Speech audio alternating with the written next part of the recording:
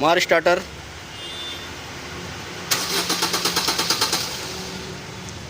कर स्टार्ट। बस, गाड़ी है मारुति बलेनो, स्टार्टिंग प्रॉब्लम है। अभी एक गाड़ी एक्सीडेंट हुई थी, एक्सीडेंट होने के बाद में अभी देख सकते काम इसका चालू है। तो एक्सीडेंट होने के बाद में गाड़ी बंद हो गई थी और जब से गाड़ी स्टार्ट नहीं हुई है तो अभी रेटर वीटर आगे से एक्सीडेंट था, फ्रंट इफेक्ट बैठा था इसको। तो बाकी का काम तो हो गया है। अभी गाड़ी जब स्टार्ट कर रहे हैं हम तो गाड़ी स्टार्ट नहीं हो रही है। तो आपको दिखाता हूँ इसमें फॉल्ट क्या शो हो रहा है और अपने को क्या क्या चेक करना पड़ेगा, गाड़ी क्यों नहीं स्टार्ट हो रहा है मैं बताता हूँ आपको आगे। मीटर में तो सारी लाइट आ रही है, चेक इंजन लाइट भी आ रही है, की का लाइट भी आके चली जाती है, ये देखो। तो बाकी सब ओके दिखा रहे हैं मुझे। अभी मैंने इसमें स्कैनर कनेक्ट किया हूँ और स्कैनर में एक फॉल्ट दिखा रहा है, वो मैं आपको दिखा देता हूँ। ये देखो, ये P0230 fuel pump primary circuit, ये जो फॉल्ट है अभी ये इसका जो फ्यूल पंप है वो ऑन नहीं हो रहा है। तो अभी हम सबसे पहले तो चेक करेंगे कि डीजल सप्लाई आगे तक आ रही कि नहीं आ रही है और इसका फ्यूल पंप तक सप्लाई जा रही कि नहीं करंट। और रिले का भी लोकेशन दिखाता हूँ, कौन सी रिले रहती है और कौन कौन सी फ्यूज अपने को चेक करना पड़ता है। तो सबसे पहले तो मैं डीजल पाइप निकाल के देखूँगा डीजल आगे तक आ रहा है कि नहीं।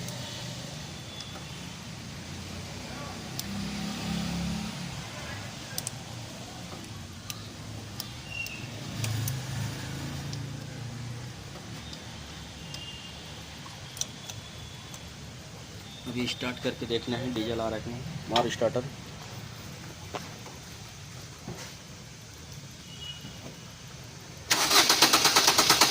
बस देख सकते डीजल आगे तक नहीं आया।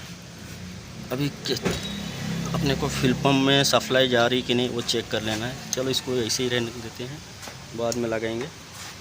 तो उसके लिए सीट निकालना पड़ेगा मुझे और सीट के नीचे फ्यूल पंप का कपलर रहती है, तो वो निकाल करके उसमें टेस्टिंग लाइट से हम करंट चेक करेंगे। सीट निकालो इसका। सीट तो निकाल दिया है और अभी मैं इसका सॉकेट निकालता हूँ फ्यूल पंप का। ये है इसका सॉकेट। स्क्रूड्राइवर है क्या?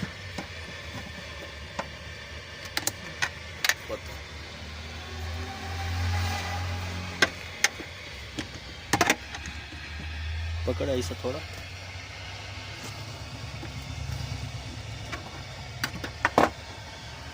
अब इसमें से अपने को देखना है, दो वायर पतली रहती है, दो वायर थोड़ी मोटी रहती है। तो ये जो वायर है एक देख सकते गुलाबी है और एक ब्लैक है, तो इसमें अपने को टेस्टिंग लाइट लगाना है।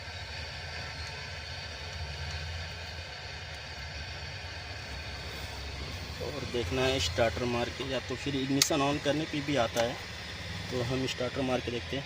मारो स्टार्टर। ये वायर टच नहीं होना चाहिए। बस तो फ्यूल पंप को सप्लाई नहीं आ रही है। ये सप्लाई क्यों नहीं आ रही है उसके लिए मुझे इसका रिले फ्यूज ये सब देखना पड़ेगा। तो इसका फ्यूज का लोकेशन कहाँ है वो दिखा देता हूँ। सबसे पहले भी ये लगा देते हैं, इसको भी सप्लाई चेक करने की ज़रूरत नहीं है। ठीक है, यहाँ तक तो सप्लाई नहीं आ रही, इसका मतलब अपना कहीं से फ्यूज उड़ा है, या तो फिर इसका जो रिले रहती है वो रिले काम नहीं कर रही है। तो अभी जी सबसे पहले जाते हैं फ्यूज बॉक्स के पास। ये इसका फ्यूज बॉक्स है और यहाँ पे कोई एक फ्यूज दिखेगा, फ्यूल पंप का फ्यूज।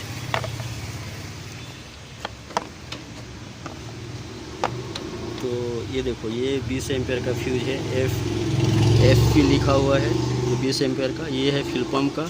और एक रिले आती है, वो रिले देख सकते हैं यहाँ पे दिया है एफ पी।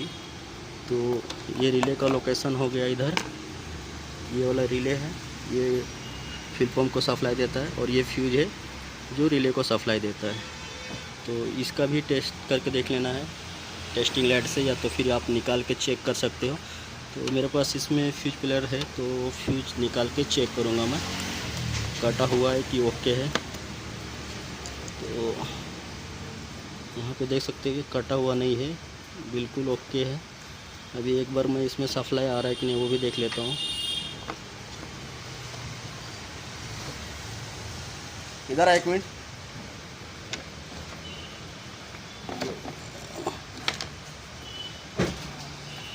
पकड़ मोबाइल। मैं टेस्टिंग लाइट लेकर के एक ले लेता हूँ यहाँ बैटरी का नेगेटिव पे, और एक पिन से मैं यहाँ पे टच करता हूँ फ्यूज में। तो यहाँ देख सकते हैं फ्यूज ओके दिखा रहा है, यानी फ्यूज शॉर्ट नहीं हुआ है। और अभी एक रिले जो है इसका फिल पम्प का, वो रिले है, आपको ये निकाल के चेक कर लेना एक बार। कभी कभी क्या होती है रिले ख़राब हो जाती है तो भी ऐसा प्रॉब्लम आता है, लेकिन इस गाड़ी का एक्सीडेंट होने के बाद में ऐसा प्रॉब्लम आया है। तो रिले का मुझे नहीं लग रहा रिले की प्रॉब्लम आया होगा। तो उसके लिए आपको अभी करंट चेक कर लेना है। इसमें एक करंट 12 वोल्ट रहती है, और एक यहाँ से आउटपुट जाती है। यहाँ पे दिखो, ये बीच में का रहता है, इसमें 12 वोल्ट दिखाएगा बीच में का। और देखो, और ये वाला जो पिन है ये आउटपुट सप्लाई जाती है फिल पम्प को। अभी आपको क्या करना है, एक बार इसको रिले को डायरेक्ट करके देखना है। रिले डायरेक्ट करने के बाद में अगर फिल आ जाता है तो फिर गाड़ी आपका स्टार्ट हो जाएगा। तो मैं अभी ये साइड का है इसमें मैं लगाऊंगा।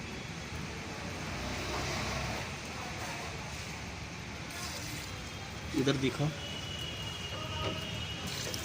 डीजल आने लगा है। यहाँ से अगर डायरेक्ट कर रहा हूँ तो डीजल आ जा रहा है। अभी एक बार मैं गाड़ी स्टार्ट करने की कोशिश करूँगा डायरेक्ट करके। तो पाइप लगा देता हूँ, पाइप लगा दिया है, इधर दिखा। और यहाँ पे मैं अभी रिले को एक वायर डाल करके बाईपास कर दिया हूँ, और गाड़ी को भी स्टार्ट करते हैं। इधर दिखा,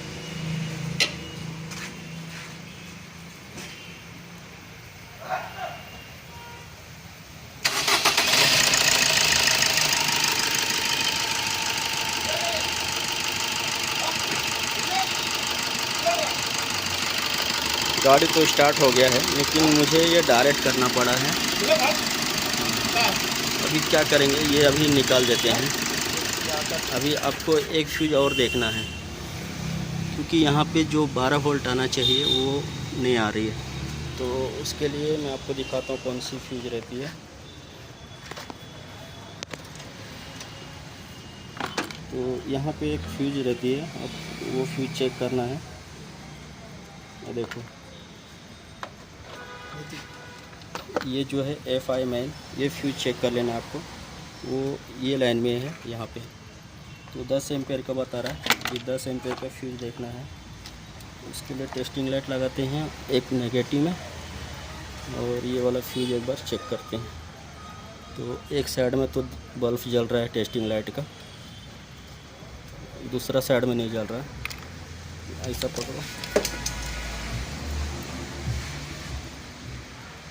इधर कब ओके है, ये पॉइंट नहीं जल रही है। तो ये जो फ्यूज है ये फ्यूज उड़ गया है। इसके लिए आपको यहाँ पे फ्यूज प्लेयर मिलेगा इसमें, तो इसको निकालते हैं। और इस पेयर में आपको इसमें फ्यूज मिल जाएगा आपको। तो 10 एम्पेयर का था, तो अभी एक 10 एम्पेयर का इसमें से एक फ्यूज ले लेते हैं और यहाँ पे लगा देते हैं।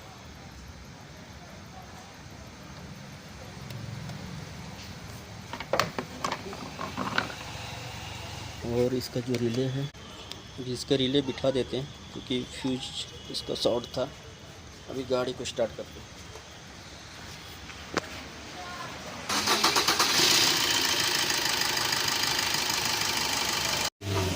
गाड़ी तो स्टार्ट हो गई है, और इसमें बहुत सारे फॉल्ट आ गई थी।